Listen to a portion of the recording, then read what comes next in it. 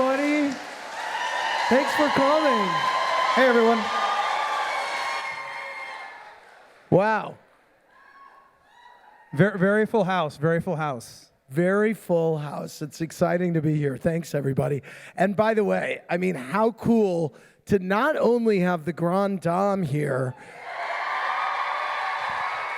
but from the biggest hit on Peacock right now, The Real Housewives of D.C., Linda Erlichtian and Mary Amons are here.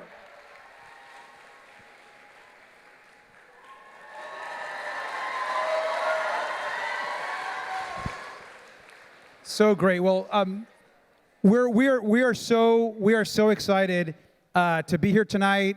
Just very grateful for all of you that are here. We have a complete full house. So let's start by giving Andy another big, huge round of applause for being here and for celebrating with us. So we have a really great evening for all of you.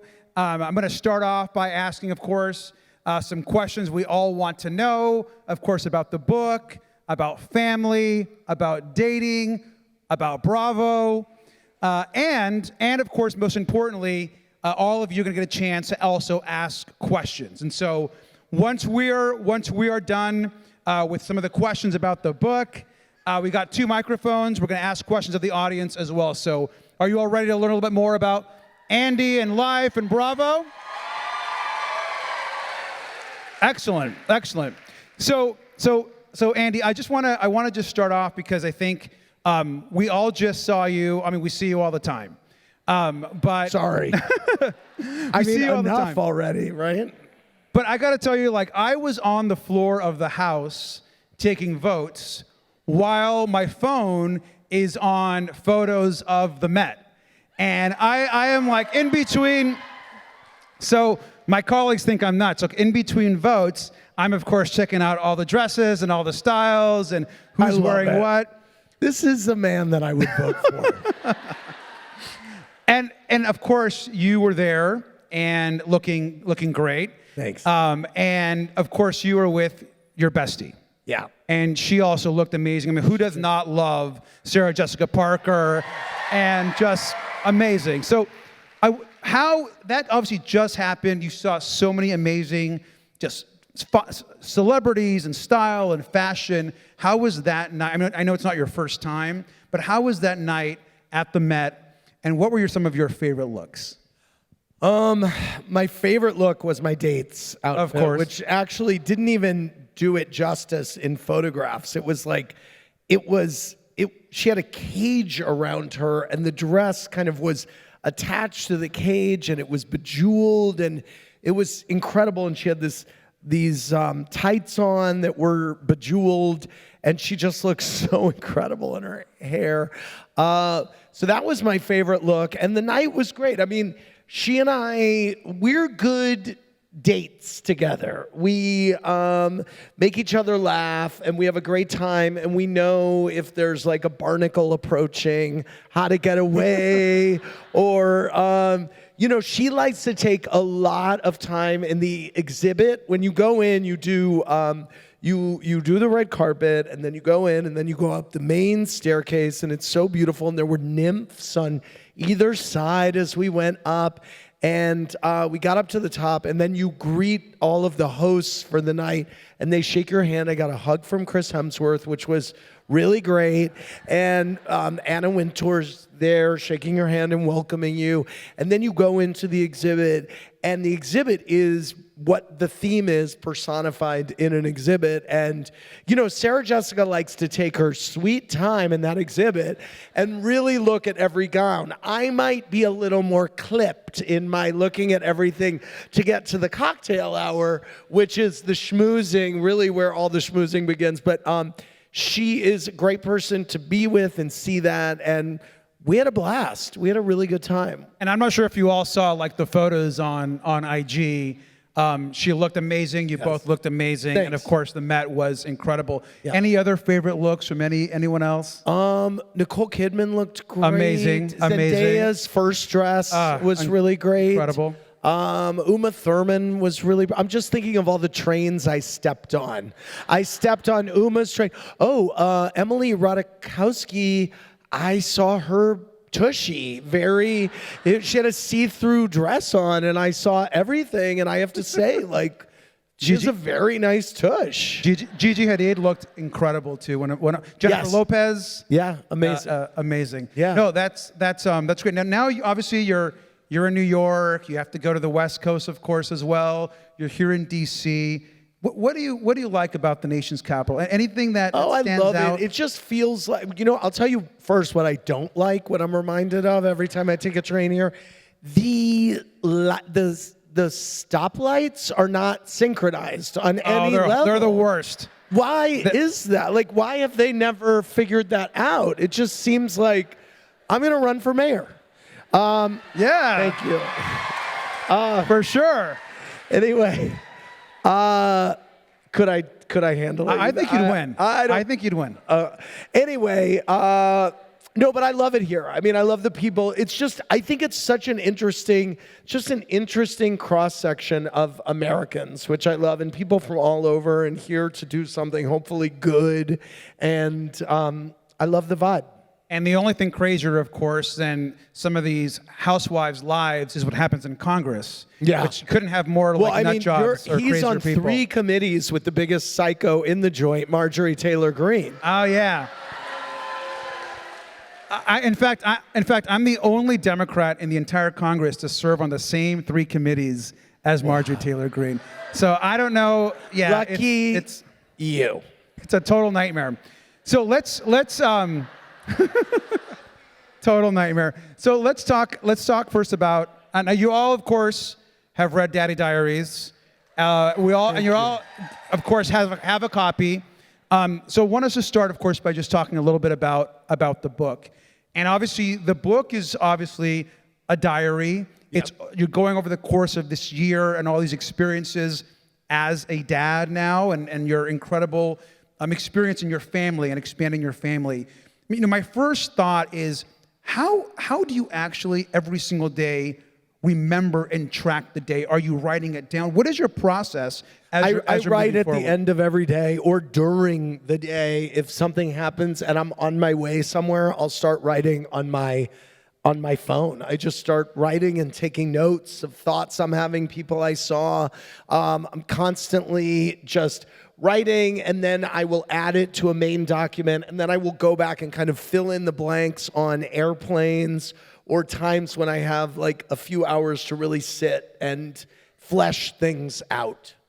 And it's interesting because then the process of actually writing the book is actually taking you over a year. Yeah. I mean, it could a literal year, yes. And when you're actually writing the diary of the day, like, how do you select what is interesting? Because, I mean, I have to imagine a lot of interesting things happen to you all the time. Yeah, well, I mean, it's really what do I want? I'm my own. People ask all the time, would you ever go on a reality show? And I say no, because I want to edit. I want to be in control of the show. And this is as close as I will get to maybe going on a reality show, but I'm in charge of what I put out there. And I think now, this is my 3rd diary book, and I think now I have a sense of, what makes a good story or a little anecdote or just kind of, I think it's a lot about just a slice of life, about living in New York and the people you see and how much I love the city and traversing through it every day. I drop a ton of names. I'm a big name dropper,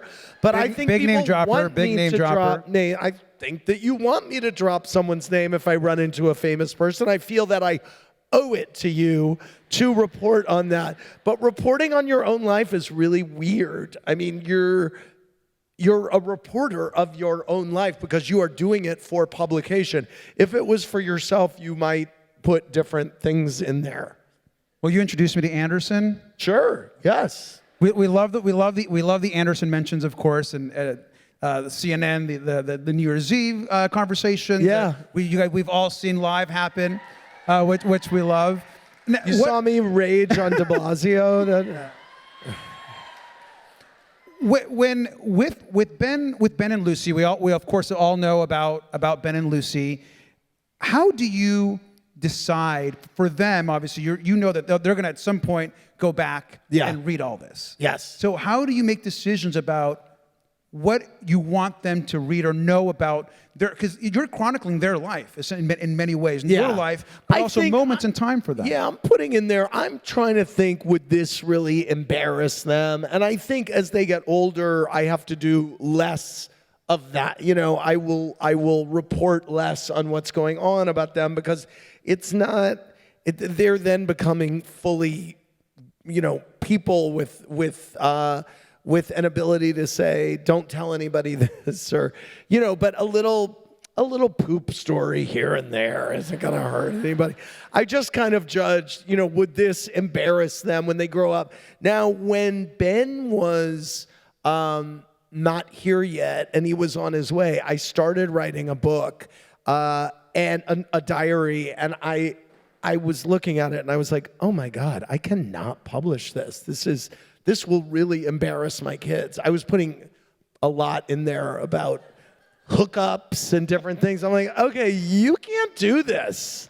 Which we're going to ask about later, of course. Okay. And so when you think about them and you think about the transition to being this dad, which is the most important part of your life, clearly. Yeah. Do you think about them looking back, and because you're leaving them also a legacy of your life in this period of time, in all the diaries, in the different diary stories that you've written, and I think it's unique to be able to leave that also for your kids. Yeah, I think, and I hope that they like it for that. You know, I hope they won't read it and think I'm, you know, Joan Crawford for putting this out. If you get the reference, who we love, of course. Now being a dad, what do you find, what's the one thing that you find not just the most challenging, but what do you love the most? Well, I mean, I love the whole thing. I feel fulfilled in ways that I absolutely never did and maybe never thought that I would.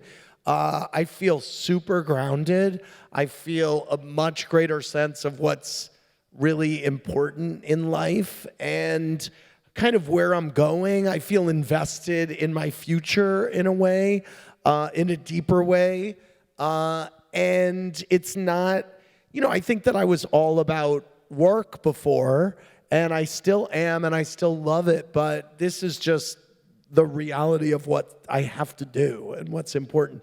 So, I mean, but I just love the little moments of love bombing and simplicity that happen through the course of a day. And what do you find the most challenging? It can be really lonely. It's lonely doing it alone. And it can be lonely. It's also can be incredibly frustrating. And it could bring you to the verge of tears sometimes when your kid is a toddler and really putting you through it. And there's no reasoning with them. And you know, I have gotten so much more patient. And that's kind of helped me on a lot of Housewives reunions, to be honest with you. So, I mean, obviously all of us know that you're really busy. I mean, it's not just kind of, you know, the Bravoverse. It's obviously the kids and the family. It's your friendships. It's, you know, hopefully some dating and personal life and friends. And it's radio. You're doing so much. So kind of walk us through, what is a day in the life of Andy like? Well, the good news is I walked you through 365 in the book. That's right. But I mean, typically this morning I was up early with Ben. We watched Snoopy together. Got him dressed while he was watching TV, which is good because he's like submissive to the television. Gave him some breakfast. I took a shower. There's a reporter here who's working on a story about me, and the photographer showed up at my house to follow me around for the day. And then he took some pictures of me awkwardly getting ready and doing more skincare than I've ever done. I took Ben to school. Got Lucy up, and then the nanny arrived. She hung back with Lucy. I took Ben to school, took the subway to radio, did 2 radio shows, got in the car, went down to Watch What Happens Live, taped tonight's Watch What Happens Live, had a conference call went to the train station, took the train here, and here we are. I just got here. Yeah, I mean, that's pretty incredible. Oh, That's thank pretty, you for that's the pretty applause. incredible. I mean, I'm just doing my job. It's not volunteer work. I'm getting paid. It's okay. I know it's heroic. Yes, I talked about the Valley today. How good is the Valley? A lot of fans, and in the book, and in prior books, you've obviously talked a lot about dating. Yes. And your experiences with some of the guys that you meet or go out with. Yes. Congressman. Where are you going with this, Congressman? I just want to say, how do you feel now that with being a dad, has that part of your life changed? And how do you choose what to make public or not? Oh, I mean, it would take me really being in something with someone to make it public. However, if there's a good dating anecdote, I might change details of the person's identity and tell the story on the radio. Change it enough so that the person won't be embarrassed or try to sue me or something. But because I do like sharing what's going on when I can. And then but it would take a lot for me to go IG official with someone. Let me put it that way. No hard launches. No. Okay. Yeah. Are you dating someone right now? I'm not. Okay. Yeah. And when you're not dating anyone serious right now. Correct. Are you dating? Yeah, I'm dating. Okay. It's and what as you're dating other folks, what are the hardest parts about dating, but now also being this dad? Oh, well, I just think it's weird. I look at these guys and I'm like, well, are you going to be my kid's other dad? I mean, it's just weird. I don't know. I'm sure single moms with kids can relate. I mean, it's just, it just becomes, there's an odd overlay. Absolutely. And one of the things that we were talking about in the back was a little bit about Anderson, who we all love, of course.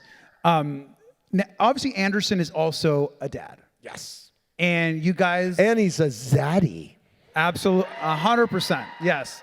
I agree. 100%. 100%. Are you a little sweet on Anderson? Are you a little sweet on Anderson, Congressman? I've been on his show. I've been on the show. Okay. I could go back. I've been on the show. All right. I mean, you want to go back, Congressman? Who's not into Anderson? I mean, come on. But no, I'm just kidding.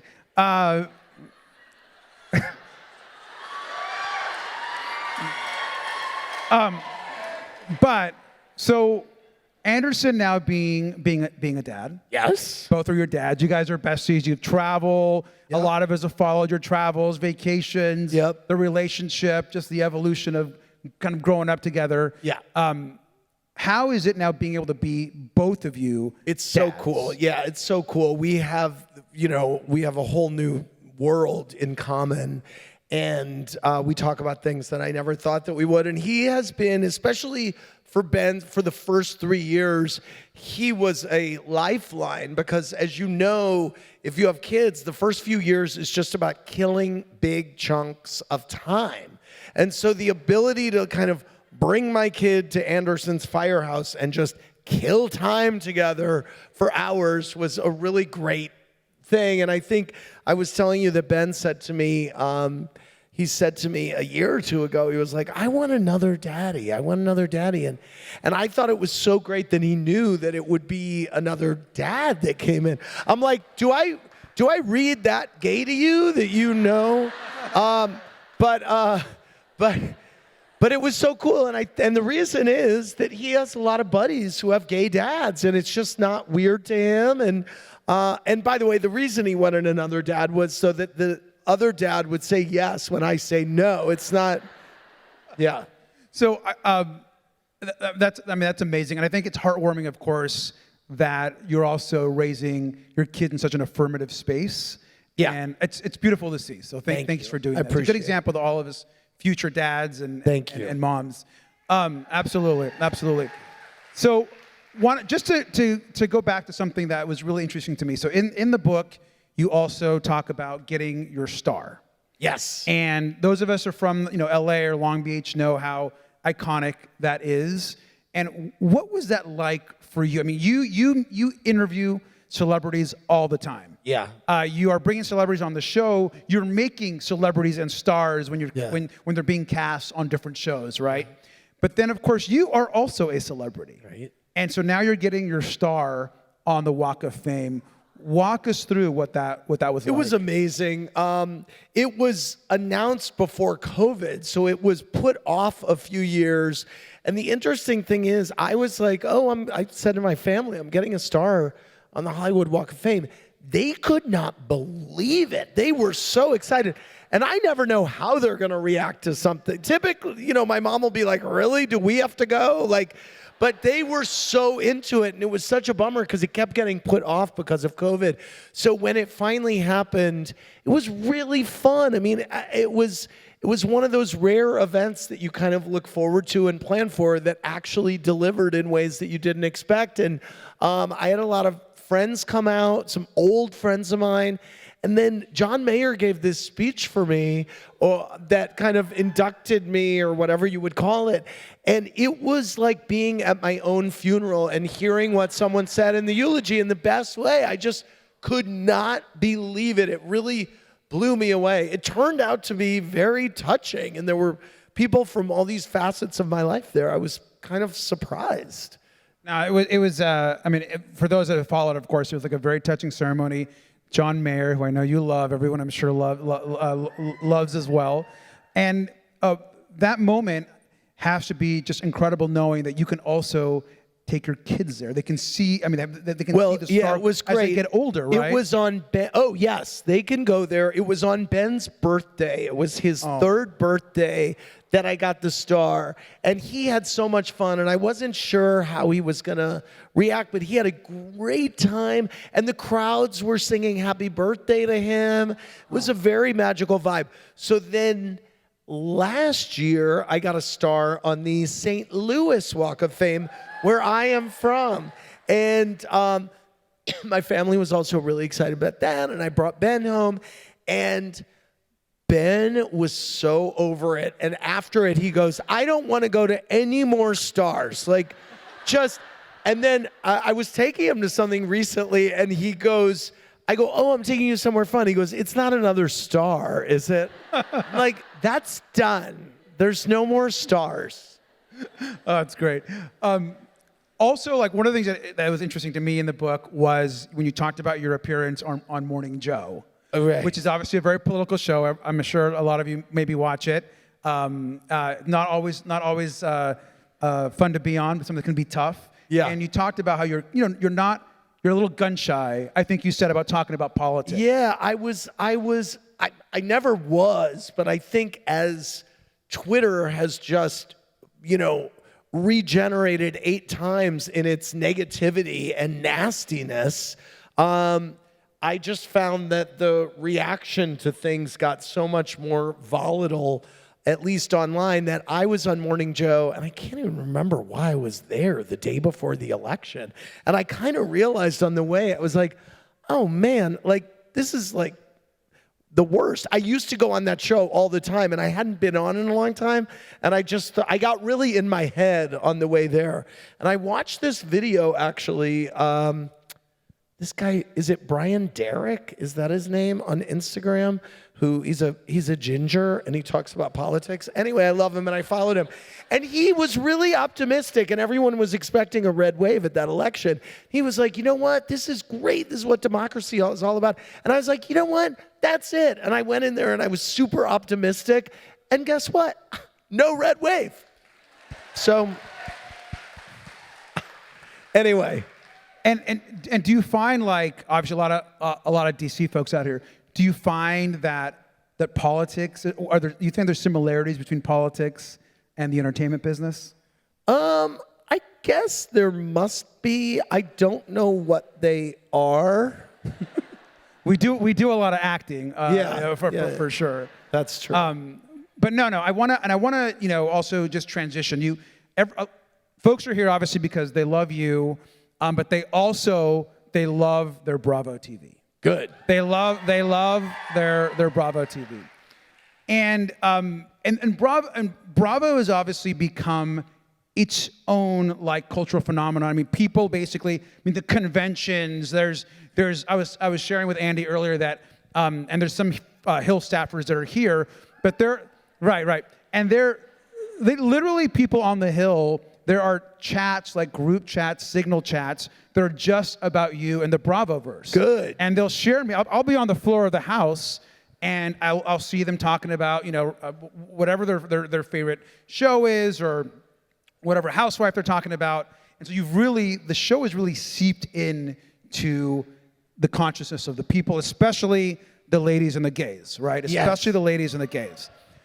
And so, how much influence do you have in actually navigating and providing the direction for the broader Bravoverse? Well, I am only an EP of all of the Housewives and of Watch What Happens Live. So the Housewives is really the show that I'm involved in producing, and the rest I just host the reunions for, and I'm a big fan. I'm known to call someone and say, I think you're underusing Sheena or something like that, just random things. So I might throw my opinions around, but they're just like peanut gallery voices, except for the Housewives. And for the Housewives and for those shows, how involved, I mean, I just can't imagine you can be that involved in every show. I mean, what is that part like for you? Well, I've gotten less and less as the years have gone by, and also I have more stuff and the kids and everything. But I'm involved in the casting conversations on both ends, bringing people in, sending people out. I watch every cut of every episode and do editorial notes. You watch every cut of every episode. I watch not every cut. I'm sorry. I watch every episode of every franchise. Right. A cut of them and do editorial notes.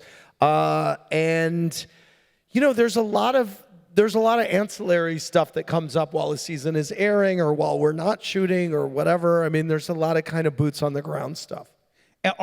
And I'm assuming some of the franchises have been harder than others. Yes. And what has been, and it could be for a variety of reasons, right? For a variety of reasons. What has been the hardest franchise and for what reason? I think. Well, I mean, we talk about DC. When your raw tapes are subpoenaed by the FBI. That's pretty serious. And by the way, I was a huge voice in trying to get DC picked up for a second season, but it was like it had gone so high at NBC Universal that there was no chance. I mean, it was, but the hardest to produce. I think sometimes Jersey has been a little challenging. No drama on Jersey. Teresa went to jail, and we had to figure out what to do about that. And then you've got, the whole family dynamic. That's serious stuff. And there have been times at Beverly Hills with stuff going on with Kyle and her sisters. You have to be really sensitive. That's the best stuff. It's right. That's the best stuff. I know. Well, it's also really relatable, I mean, it's actually, we all have fraught relationships within our families. And so, it is interesting that the two that I thought of besides the FBI, thank you, Salahis, were family related, because it just becomes more serious. I mean, I think, thinking back, for Beverly Hills, for me, just really made an impact on me, having watched it from the beginning. And that relationship between the sisters, I mean, to me, it might be just my favorite relationship. Well, it's interesting that out of maybe, I don't know how many seasons we've done of Beverly Hills. I think 13, yeah. Out of 13 seasons, I would say 7 of them in the end have come down to being about the sisters. And I think that there's so many theories about why the show is still going, and I think that there is a relatability about it that is in play, that if it wasn't, it wouldn't still be on the air, and that's something that grounds that particular franchise. I'm sure you all did too. Like, I super crushed on like Mauricio growing, like, just, he was like so hot. And I think it still is, 100% still is. What do you think, what do you think the future of Beverly Hills is? Well, I know what it is because we're starting production relatively soon, and it's, I mean, I don't want to give too much away, but there's a lot of story happening all over the place. I'm very excited about what's happening in our little neighborhood of Potomac nearby. And I'm going to give away nothing. And the Grand Dame, I mean, she's looking so perfect and beautiful. And as you know, I was crowned the Grand Duke of Potomac, the end of the last reunion. I didn't think a fake crown and a title could turn my life around so much. But Ben keeps stealing my crown, Karen, and I'm like, that's my crown. Yeah. So I know we're going to have in about 5 minutes or so, we're going to open it up for questions. And so a couple more questions, and then we're going to ask folks to go to the mics and you can ask whatever question you would like. So, but briefly before we do that, so Lisa Vanderpump, who also from Beverly Hills, obviously just her whole world is now a whole other universe, right? So what, as far as like Vanderpump Rules, what can we expect the current cast? What's the future of the current cast? That is a very, you know what? He's really, last night was the finale, and people say that it felt like a series finale. And it kind of did, but it's not. But I think the cool thing is and I have nothing to do with the Valley or Vanderpump Rules at this point, but I think it's incredible how the Valley has resonated so well. And I think with both of those shows going, I think that there's a natural possibility of some crossover there. And I think it just opens up that world in a really interesting way. Love that, love that. And so one question, and then we're going to take some questions. You've obviously worked with so many different amazing women in all the franchises. Out of those women, you've also made friendships, and you've actually talked about that in the book.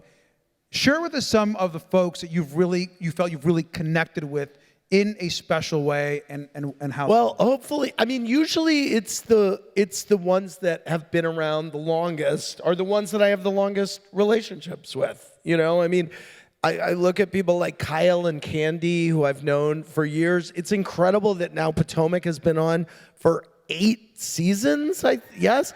I mean, where does the time go? So when you build up, you start to see people through really momentous occasions in their lives. And I really respect the Housewives so much because they open up their lives in a sometimes very raw way, and sometimes it's just really celebratory, and sometimes it can be for the lower moments. And I think that would be really hard to do. I don't know if I have the constitution to do that on television. So the strength of these women ultimately to share that and then open themselves up for all sorts of conversations is something that I admire. And so there is a closeness the longer that they've been there, and also because you feel like, wow, I knew you when someone passed, or when someone got married, or when someone was born. For me, becoming a parent was a really cool new way that I could relate to a lot of housewives, because I got to find out how they did it, and they're all great moms, and I respect them for that too. Absolutely, and you mentioned Candy, obviously, and I know there's been a lot of drama on Atlanta over the years, but I just want to say, what an incredible overall franchise, and the impact of Atlanta on culture, on people, on memes, on social media. I'm an OG. I'm like an OG Atlanta person, and I just one of just some of the best television of all time from reality Well, all TV. right, Representative Garcia. So we're gonna open it up for questions. There is a mic, and so yes, please don't attack each other. Don't attack each other. A couple rules. Okay, let's have order in the house. Yeah, order in the house. Order in the house. A couple rules real quick, guys. A couple things. So number one, obviously, please ask a question. Try not to, give a long monologue. Please just question, move on so we can get a lot of folks' questions. Also, brief if possible, one question per person. And then before we have the first question, you all may or may not know this, but this is also being streamed. We have a lot of folks watching this right now online, and we've also had people submit questions online through streaming. So I'm going to start with the streaming question, and then we're going to open it up, and we're going to go here, and then back and forth, okay? So you'll have the first question. So the first streaming question... You're doing a good job. Thank you. Yeah. Thank you. Thank you. So the first streaming question is Andy, and this is from Yael here from Virginia, Arlington. How do you see reality TV evolving over the next few years? You know what? I don't know the answer to that question, but hopefully in terms of the Bravo sphere, we continue to make more and better. And, I just want to make more. That's my own personal. More is good. More is good. Okay, we're going to start with our questions. You're up first. All right, I'll keep it quick. So I was on an episode of Watch What Happens Live with you and got the chance to tell you how important you were for my coming out experience in a conservative town. Thank you. The pride flag was banned, and you are the representation that I needed to feel the courage to come out. Thank you. So, thanks. Reading your story and seeing you become a dad in the public eye, how did you come over the internal shame that you had about being gay and the worry that you had that it would put on your kids to be the incredible father you are now? Thank you. I got over my shame about being gay once I came out. So it went away long ago, I think, but that doesn't mean that I haven't had a lot of, I talk in the book about a lot of moments where I have a lot of doubt. I've gotten so much more confident as a parent, but I have to say those first couple of years of going to preschool mixers and things like that and being there alone, and I felt kind of funny being famous and I was the only gay person there. I just felt very vulnerable in ways that I hadn't before. I hadn't been in situations like that, and I just really felt like I kind of didn't know what I was doing and I was faking it. So it just took me to go through that for a few years to get my confidence in that realm, and I feel like now I really know what I'm doing. But thank you, I really You're a great appreciate dad. it. Thanks. Amazing. Next question. Hi, thank you, Andy. Thank you for coming back to DC, and I would love to know why no BravoCon this year? I think it's not my decision. I will say after last year's BravoCon, it is so much work. It was 160 Bravolebrities all in one place. I mean, it's a ton of work. And it felt like, I was like, I think we should wait like a year and a half to do this again. I think that the short answer is, I think the availabilities on where they wanted to do it they only had them for like 9 months away, and it was like, let's wait a minute. So, no. No. Hi. Next question over here. Yeah, hi, so nice to meet you, big fan. You too. I'm just wondering, as a journalist and a storyteller, you were alluding to how being a father has made you more patient. How has that shown up in your role as an EP, besides the reunions? How has my patience shown up in my role as an executive producer? No, not just patience, but your newfound sense of the world and sense of responsibility. I think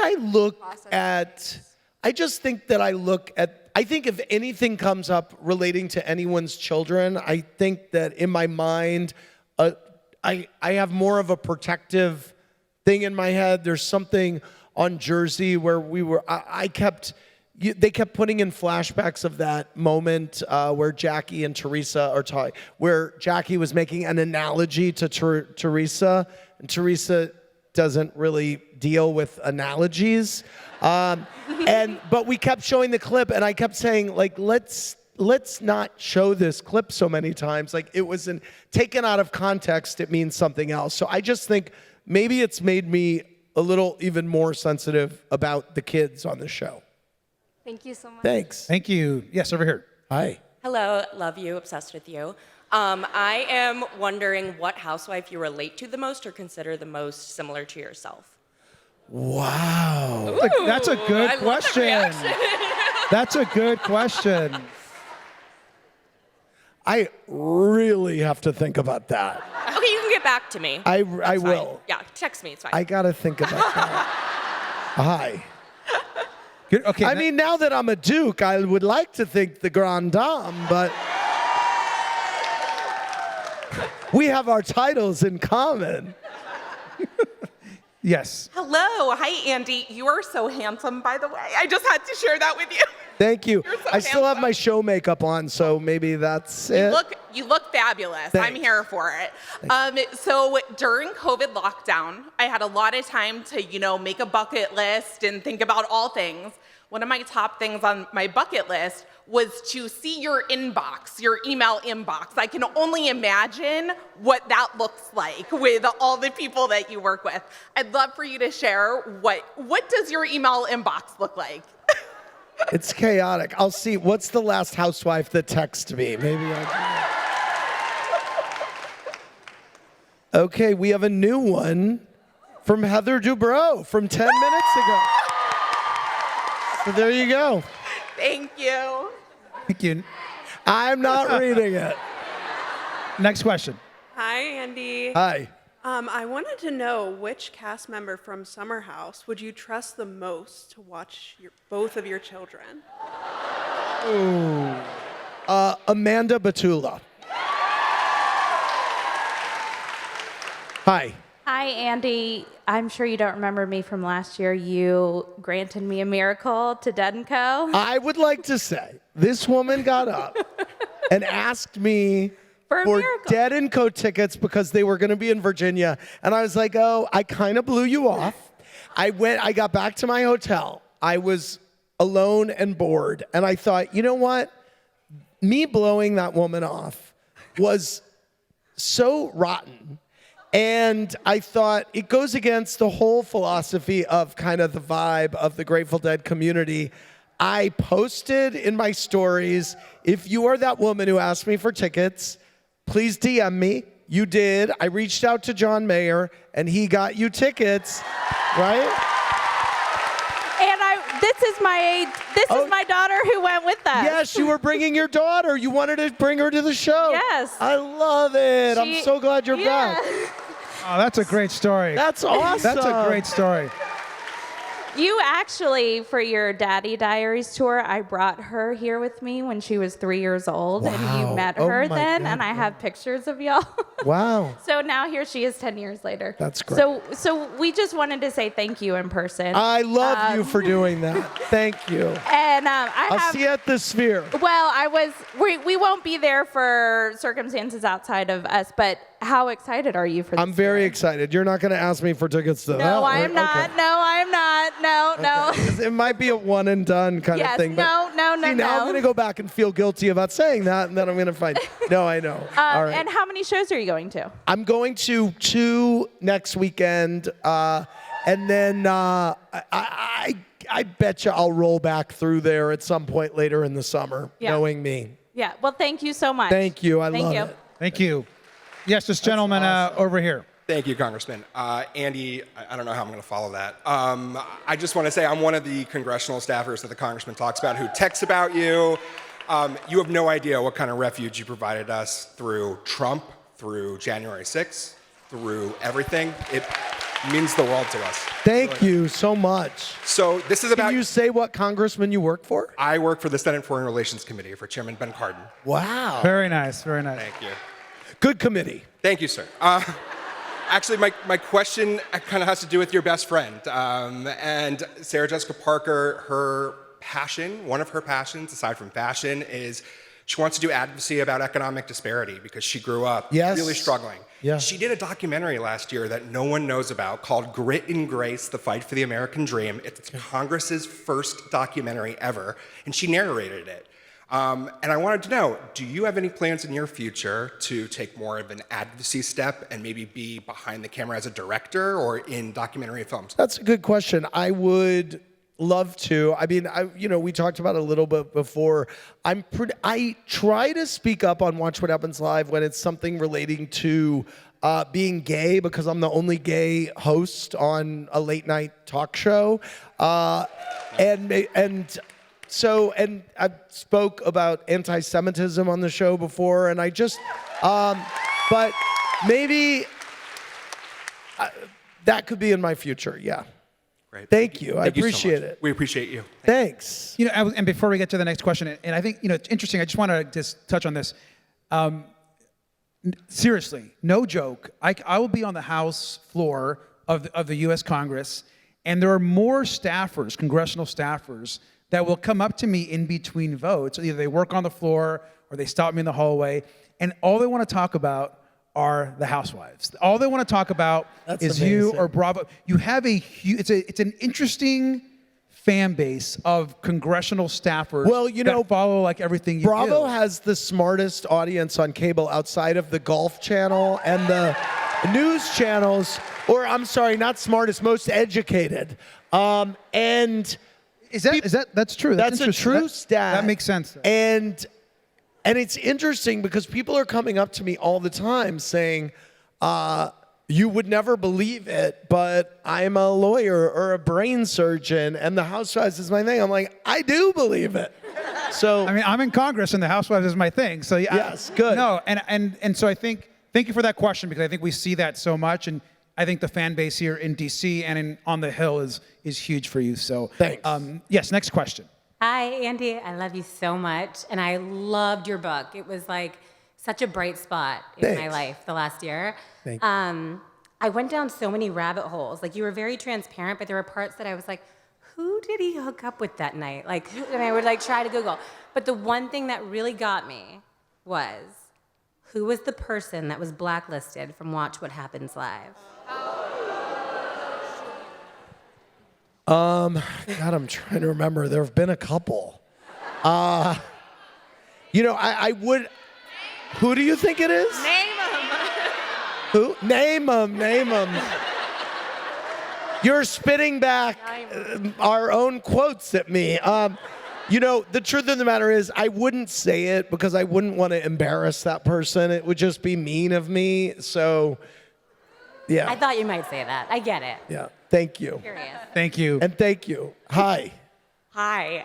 As a former staffer, I can also confirm you are in the group chats. Thank you. Thank you. This question is for the both of you. If you could cast a Real Housewives of Congress, which members would you pick and why? That's my question. Oh, really? I mean, Real Housewives of Congress. Do you want to go first, or you want me to go? Well, I don't know. I would have the first gay male. I mean, I think 100%. I could be like a friend. I could be like a friend. Here's the problem. You only hear of those psychos like Lauren Boebert and what's her name, and I wouldn't put them on. They're just too insane.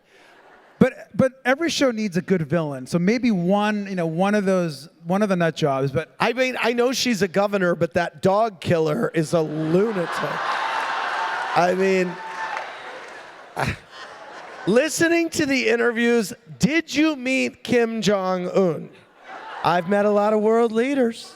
I mean, it's so crazy. It did remind me of when I asked Kim on that Real Housewives of Atlanta season 1 reunion, so did you have cancer? She's like, well, I remember I was in the Chili's parking lot waiting for the result. I'm like, but wait, you know what I'm talking about? yeah, she's. I mean, I would just say you'd have no show would be complete in my opinion without AOC. So I think having AOC on that show would be amazing, and she'd do a great job. So absolutely, thank you. Thank you. That's so wild. That was going to be my question. So I have a second one. Oh, good. Which is, when you, I guess now that these shows have been on for quite a long time, more of the arguments and context are about fights about the show itself. I know. And so It's so annoying. I find that you guys are breaking the fourth wall more A and more lot more, often. And I'm yeah. wondering what decisions go into decide, like what are you thinking about when you decide to break the fourth wall or not? You know, I think we try not to do it too much. It seems like, you know, on Potomac, I thought when Giselle brought something up to Candace, and Candace immediately went to get the showrunner and was like, I'm not doing Eric. this. Why did... But it was important to the story because she was saying, wow, you waited this whole time to bring this up to me on camera. You could have said it 3 months ago. So if it is organic to the situation, then we will do it. It's just gotten harder and harder to just keep it contained and not acknowledge that they're all not on a show. It does come up sometimes. But we want them to stay in the bubble, and they do it quite well. Thank you. Thanks. That was a great question. Good question. Hi. Yes. I feel like a lot of these questions are way better than mine. I was just wondering if Bravo approached Stassi about being on The Valley. I don't know. Okay. I'm And is not there really no reunion? I don't think there is. But the good news is they're going right into production on the next season, so Okay, great. it's all good. All right, thank you. Hi. Hello. Oh my God. So first off, my stepmom wanted me to tell you that she introduced me to Bravo, and so I feel like you are like the essence of Bravo. What do you think Bravo would be without you? Like, what is Bravo without you? I don't know. I don't know, but if they ever eject me, we'll find out. What? Thank you. Oh, really? Oh. Thank you so much. Hi. Andy, I just wanted to remind you that we are the first show that broke the fourth wall. Is that true? It is true. Oh, with the Salahi thing? The Salahis. Yes, you are, because we shot you all watching the news coverage, and the Salahis go to Congress to testify. Actually, we watched our show producers asking the Salahis for their invitation before they got into their limo. Yes. You're right. While she was getting dressed. At the state dinner? We broke the Yes. we broke the fourth wall with our show. You are correct. Good job, Mary Right. Amons. Wow.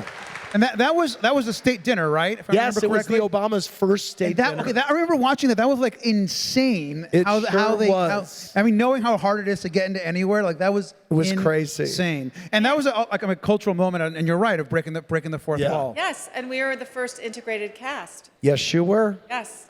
Yes, you were. Love that. We Love had that. a lot of firsts. Yes. Epic, classic.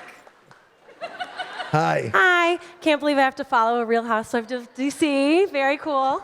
So it's been a bunch of years since I've been here. And last time I was here to see you, I had not yet gotten my dog, Andy Cohen. Oh. So I brought some pictures for you to look at, and I was hoping I could get you to sign one of them. Yeah, sure. I Do you have a pen? I don't have a Sharpie. All right. Okay. Let me let's keep going with the questions while we do it, okay? Yeah. We're gonna do the next question right over here. Awesome. Thank you guys so much for coming. Andy, obviously a lot of Bravo fans are also now Traitors fans. I love hosting that reunion so much. It's so cool. I was wondering, what Housewives would you like to see in an upcoming season? Well, I know who the Housewives are who are in the next season. so Teresa? I don't want to say a word. Blink twice if it's Teresa. Confirmed. Okay. Hi. Hi, Andy. I know you just filmed the Summer House reunion last week. Can you give us any sneak peeks on how it was? How were Lindsay and Carl, Sierra and West in particular, maybe? Well, I really enjoyed that one because I just think Summer House is almost like the perfect season of a reality show, this particular season. And if you're not watching, I would recommend you can just start this season and watch it. But I will say I really got in there with Lindsay and Carl, and we talked about everything. I mean, we talked about him breaking up with her on camera and whether that was wrong. I did a lot of group kind of raise your hands if you think these two shouldn't be married. Raise your hands if you think he shouldn't have broken up with her on camera. And the results from the group were really interesting. So you're going to love it. Thank you. Thanks. Hi. Gentlemen, nice to meet you. I have a question about, I've been a Pump Rules fan for a long time. This show about cheaters and nose jobs has existed. Are you surprised, though, about the vehemence that Ariana and Katie fans basically have? They are like an elemental force and like no nuance whatsoever. I think that they have a really strong fan base because they have been put through stuff by their guys. Yeah. And there are a lot of women, I think it's like a feminist wave of women supporting them strongly, saying they're being strong, independent women who don't have to put up with things. Right. And so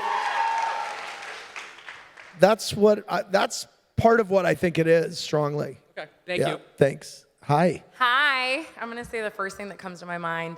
Lucy, say poo poo. The last thing on your story. Okay, if you could host a dinner party and only invite 5 Bravo-lebs, who would they be? And a brief description of why. Housewives here excluded. Right. We know you. Let's just say Portia. I'm gonna do. Oh, okay. Portia, Captain Jason, Luann to see if she and Captain Jason get together. They need to. Can Craig and Paige be one? Yes, they can. They can. Iconic. Yes. And oh my God. Okay, hold on. I'm skimming through my mind. And I'm gonna do Brynn from the Housewives of New York. Yeah. She'll bring it. Amazing. And we just have time for 2 more questions, so 1 more from each side. Sorry. So sorry, guys. 2 more. Our last 2 questions, please. No pressure. Hi, Andy. I'm such a fan. So nice to meet you. Nice. My sister and I are huge fans of the Housewives franchise. Literally grew up on it. And we have kind of a saying in our household that like production is the 6th or the 7th shady housewife, because they definitely are. So like, I really want to know like those moments where like, and hi, hello to the Grand Dame. I'm gonna call you out real quick here. I'm a huge fan as well. But like, where you guys will pick out when Karen said something about how Juan's side chick looked like her, and then you guys will cut to like a sketch. Like, who's coming up with this stuff? Like, what makes you think that this is gonna be an iconic moment? Because it's great, but I'm just like, where do they come up with this?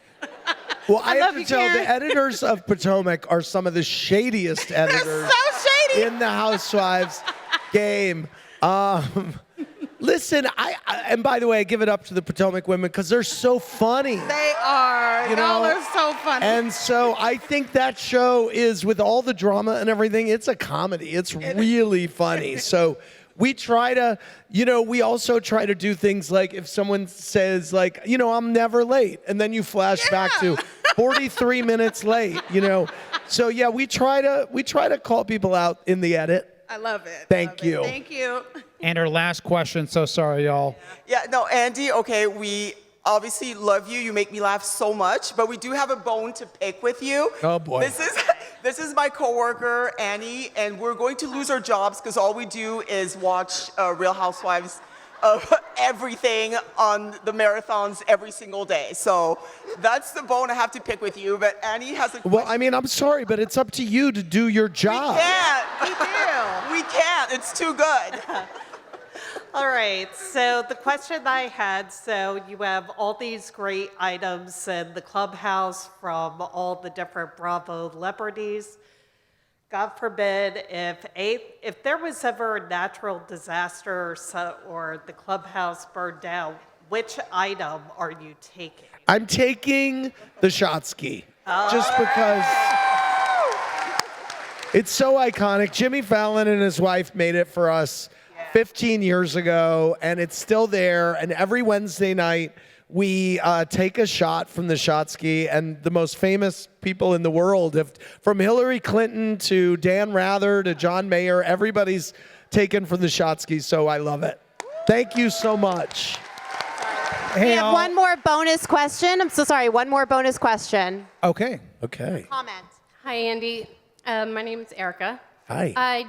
I just wanted to really sincerely thank you. I spent the last 13 months battling cancer. And honestly, watching you, Watch What Happens Live, all the Housewives, it really gave me time to focus on something else other than my health condition. So thank you. Thank you. Thank you. And Give it up. What's your name? Erica. Erica. Give it up for Erica, everybody. Thank you so much. And let's also just side give. Side note, I just found out 2 weeks ago that I'm cancer-free. Yes! Hell yes! Congratulations. Thank you. So let's give one big last round of applause to our amazing guests, Andy, Daddy Diaries. I know you all have your copies. Big round of applause. Thanks, guys. Thanks, y'all. Thank you, everyone. If you could all please remain in your seats. Please remain in your seats as our guests exit. And as they walk out, just thank you again to Andy Cohen and Congressman Robert Garcia.